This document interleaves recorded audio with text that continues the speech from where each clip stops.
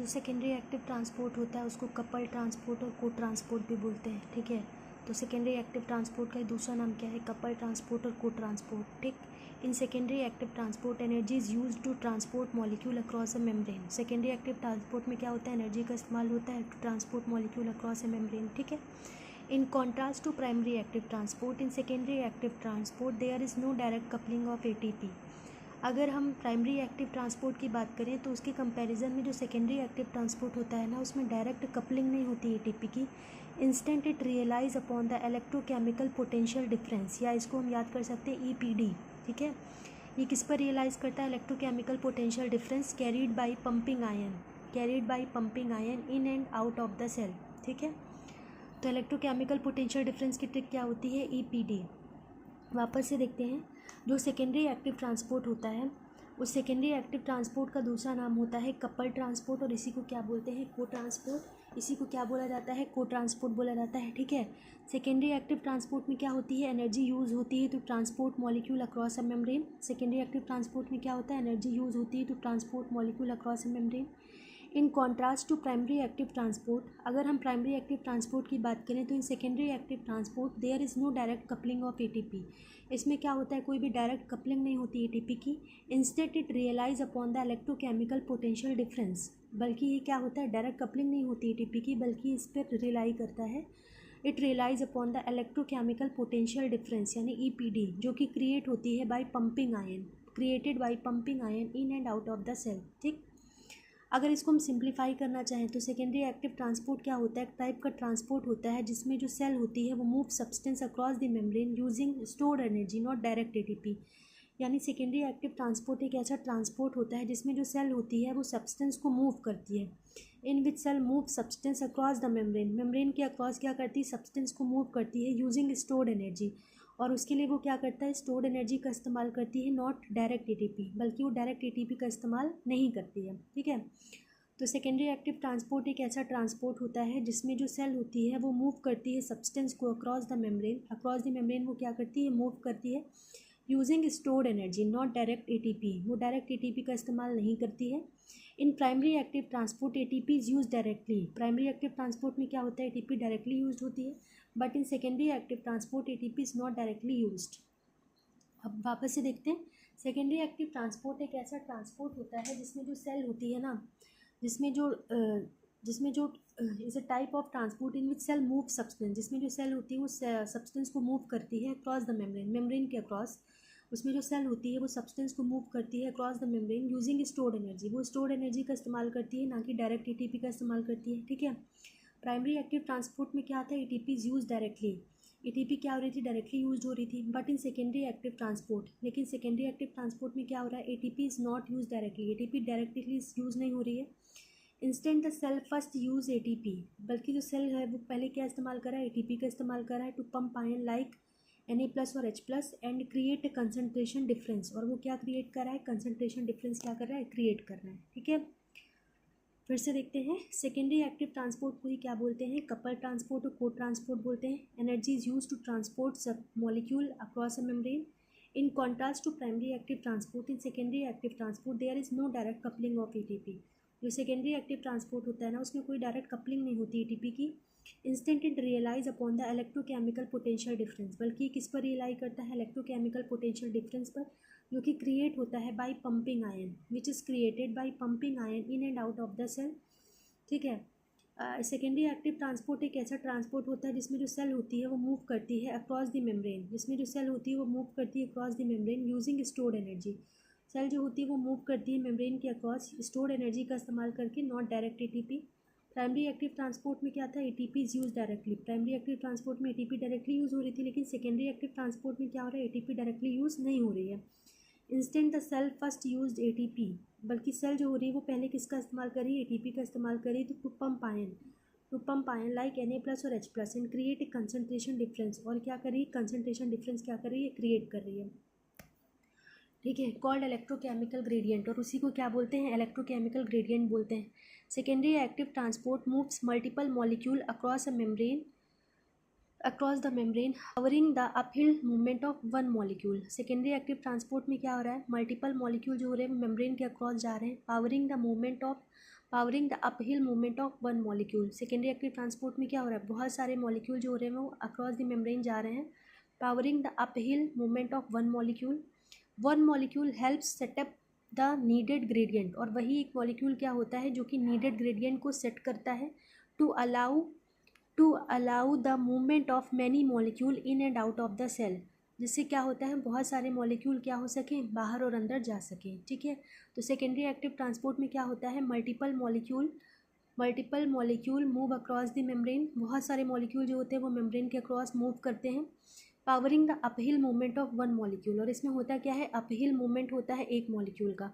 तो secondary active transport में क्या होते हैं, बहुत सारे मॉलिक्यूल जो होते हैं वो मेम्ब्रेन के अक्रॉस मूव करते हैं। ठीक है, बहुत सारे मॉलिक्यूल क्या होते हैं, मेम्ब्रेन के अक्रॉस मूव करते हैं। Powering the uphill transport of one molecule. ठीक है, one molecule helps setup the needed gradient, और एक मॉलिक्यूल जो होता है वो क्या करता है, नीडेड ग्रेडियंट को सेट करता है to allow the movement of many molecule. तो उससे क्या होता है, एक मॉलिक्यूल जो होगा वो नीडेड ग्रेडियंट सेट कर देगा, तो उससे क्या होगा, मैनी मॉलिक्यूल जो होंगे वो in and out of the cell जाएंगे। Secondary active transport moves multiple molecule across the membrane, powering the uphill transport of one molecule. One molecule setup the needed gradient for many molecule for the movement of many molecule in and out of the cell. अब cell membrane के across proton को pump करने के लिए जो energy का इस्तेमाल होता है वही यूज़ होता है as energy source in secondary active transport. तो सेल मेम्ब्रेन के अक्रॉस प्रोटॉन को पंप करने के लिए जो एनर्जी का इस्तेमाल होता है, ठीक है, सेल मेम्ब्रेन के अक्रॉस प्रोटॉन को ट्रांसपोर्ट करने के लिए जो एनर्जी का इस्तेमाल होता है वही यूज़ होता है as energy source in secondary active transport. तो सेल मेम्ब्रेन के अक्रॉस प्रोटॉन को पंप करने के लिए जो एनर्जी का इस्तेमाल होता है वही यूज़ होता है as energy source in secondary active transport. तो the energy derived from the pumping of proton across the cell membrane is frequent used as energy source in secondary active transport. ठीक है, तो सेल मेम्ब्रेन के across proton को pump करने के लिए जो एनर्जी का इस्तेमाल होता है वही यूज़ होता है as energy source in secondary active transport. ठीक है, अब हम बात करते हैं ह्यूमन में सोडियम Na+ कॉमनली को ट्रांसपोर्टेड आयन है across the plasma membrane. Human में क्या है, सोडियम Na+ जो होता है वो कॉमनली को ट्रांसपोर्टेड आयन है, वो क्या है, कॉमनली को ट्रांसपोर्टेड आयन है अक्रॉस द प्लाज्मा मेम्ब्रेन। ठीक है, ह्यूमन में जो सोडियम होता है Na+ होता है वो कॉमनली को ट्रांसपोर्टेड आयन है, कॉमनली क्या है, को ट्रांसपोर्टेड आयन है अक्रॉस द प्लाज्मा मेम्ब्रेन।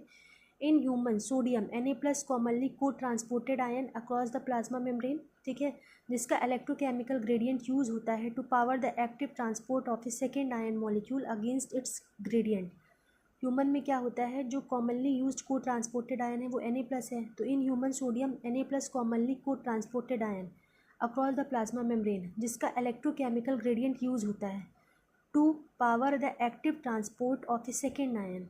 इसका इलेक्ट्रोकेमिकल ग्रेडियंट का इस्तेमाल किया जाता है to power the active transport of a second ion or molecule against its gradient. To power transport of a second ion or molecule against its gradient in bacteria and small yeast cell commonly को transported ion is hydrogen. तो sodium calcium exchanger SgLt2। Primary active transport को direct active transport और uniport भी कहते हैं। Primary class के बच्चे को डायरेक्ट यूनी रास्ता पता होता है। इट इन्वॉल्व्स यूजिंग एनर्जी, इसमें क्या होता है, एनर्जी का इस्तेमाल होता है usually ATP to directly pump a solute across the membrane against its concentration gradient. इसमें क्या होता है, ATP का इस्तेमाल होता है to directly pump a solute across the membrane against its electrochemical gradient. Substances that are transported across the cell membrane by primary active transport are Na+, K+, Mg2+, Ca2+. Substance जो कि transport होते हैं cell membrane के across by primary active transport के through जो substance cell membrane के across transport होते हैं वो होते हैं Na+, K+, Mg2+ और Ca2+. These charge particle require ion pump or ion channel to cross membrane and distribute through the body. In charge particle को आयन चैनल और ion pump की ज़रूरत होती है जिससे मेम्ब्रेन को क्रॉस किया जा सके और बॉडी में डिस्ट्रीब्यूट हो सके। तो इन चार्ज पार्टिकल को क्या होती है, आयन चैनल और आयन पंप की ज़रूरत होती है जिससे मेम्ब्रेन को ये क्रॉस कर सके और बॉडी में डिस्ट्रीब्यूट हो सके। तो these charge particle require ion pump और आयन चैनल। इन चार्ज पार्टिकल को क्या होता है, आयन चैनल और आयन पंप की ज़रूरत होती है जिससे वो क्या कर सके, मेम्ब्रेन को क्रॉस कर सके और डिस्ट्रीब्यूट हो सके थ्रू द बॉडी। ठीक है, Based on active transport as well as structure and genetic homology, there are considered 4 class of ATP dependent ion pump. 4 class होती है ATP डिपेंडेंट आयन पंप की. पहली होती है P क्लास पंप, फिर F class pump, फिर V class pump, फिर ABC super family. ABC super family, ठीक है. PVF class only transport ion, PVF class only transport ion, ABC superfamily transport small molecule. Most of the enzyme that perform the type of transport are transmembrane ATPase. ठीक है. Most selected example क्या है? Na plus K plus ATP are ATPase, Na plus K plus ATPase. दूसरा क्या है? Redox H plus gradient generating system of mitochondria, light H plus generating system of thylakoid. ATP derive pump found in epithelial lining of stomata. ठीक है. इसके बाद बात करते हैं एक्टिव ट्रांसपोर्ट होता क्या है. तो लाइफ को सस्टेन करने के लिए बहुत सारे सब्सटेंस होने ज़रूरी होते हैं into and out of the cell and between the cell. To sustain life many substance needed to be transported into, out of and between the cell. कुछ केसेस में ये अकॉम्प्लिश्ड होता है through passive transport which uses no energy. In some cases this can be accomplished through passive transport which uses no energy. Many cases में cell को ज़रूरत होती है to transport something against its gradient. In this class active transport is required. In many cases cells need to be transported something against its concentrated gradient. In these classes active transport is required. Active transport mechanism require this use of cells energy usually in the form of ATP. Active transport को requirement होती है use of cells energy usually in the form of ATP. Active transport uses a specific protein called pump which use metabolic energy. Active transport को एक surface protein की ज़रूरत होती है जिसको पंप करते हैं which use metabolic energy to move in or molecule against its gradient. If the concentration of substance inside the cell must be greater than its concentration in extracellular fluid, the cell must use ATP energy to move the substance. अगर concentration substance का cell के अंदर बहुत ज़्यादा है concentration of extracellular fluid का, तो जो सेल होगी वो must use energy to move the substance. In both vertebrate and invertebrate, the concentration of sodium ion is about 20 times higher in blood than within the cell.